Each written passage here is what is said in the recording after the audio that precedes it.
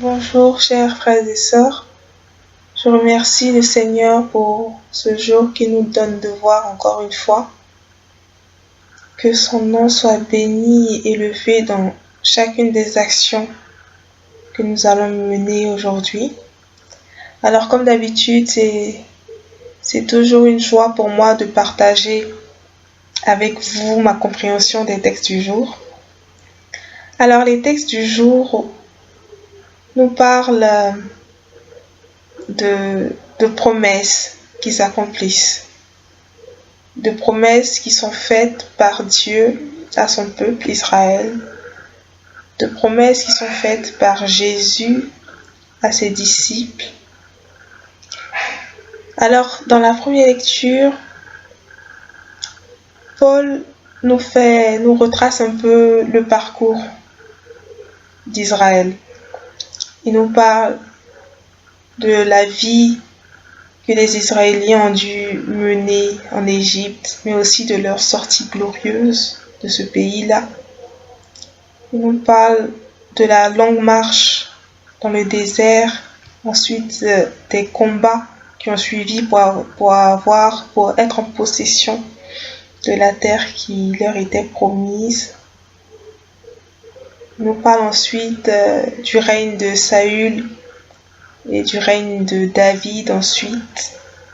Alors, je crois que ce récit-là nous est fait pour nous montrer que Dieu exauce toujours nos prières et réalise toutes les promesses qu'il nous donne. Et quand je dis exauce nos prières, parce que le peuple d'Israël a demandé un roi et Dieu leur a donné un roi, Saül. Et les promesses, c'est que Dieu leur a promis une terre à eux et qu'après un long combat, il a détruit cette nation pour leur donner cette terre promise-là. Donc c'est une manière de nous dire que toutes les promesses de Dieu s'accompliront toujours. Et cela doit nous conforter dans notre foi et nous aider à traverser toutes nos périodes de doute. Car ces périodes-là peuvent arriver au meilleur d'entre nous. Et ensuite, dans l'évangile, on voit Jésus qui parle à ses disciples et qui leur dit que c'est vrai que le serviteur n'est pas plus grand que son maître et le messager n'est pas plus grand que celui qui l'envoie, mais toutefois, il doit être heureux de servir, il doit être heureux d'être envoyé. Pourquoi? Parce que quand le Christ nous envoie proclamer sa bonne nouvelle et qu'on l'en ait reçu, c'est lui qu'on reçoit à travers nous. C'est-à-dire que nous le représentons directement. Et parce que nous le représentons directement, nous représentons aussi son Père. Et c'est une grâce immense, je pense, pour nous, d'être les représentants de notre Dieu. Et on a vraiment de quoi être heureux. On doit être courageux et patient dans cette mission qui nous est donnée.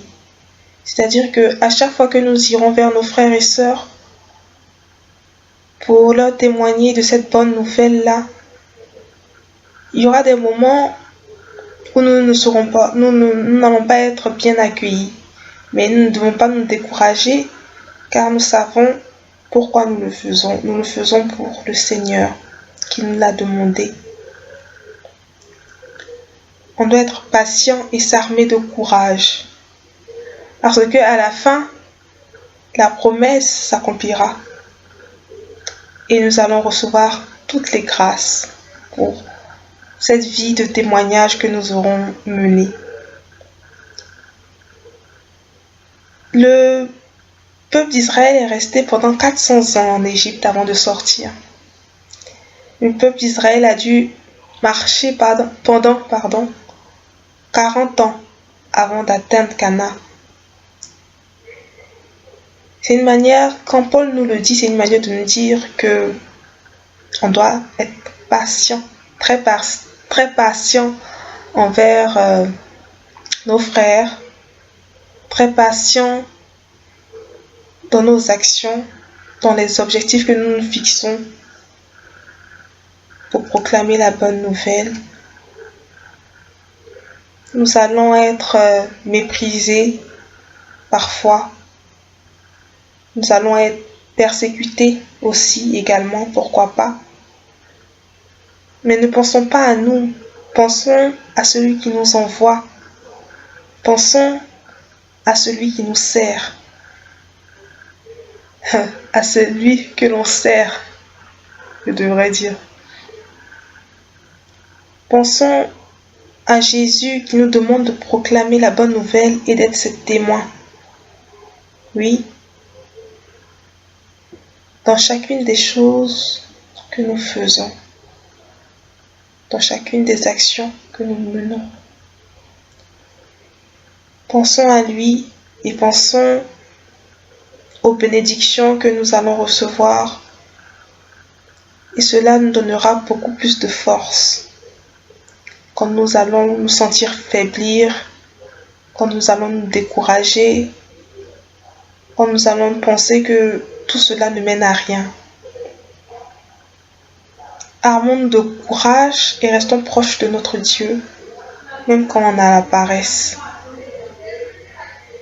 Oui, c'est le message que je pense retenir des lectures du jour. Un message de promesse, un message de Dieu qui nous dit soyez forts, soyez courageux, soyez patients, car la récompense est grande. Alors, c'est un message plein d'espoir. Et donc,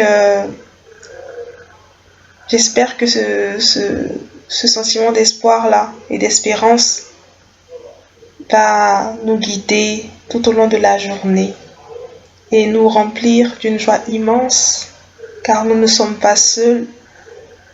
Nous avons un Seigneur, un Père qui veille sur nous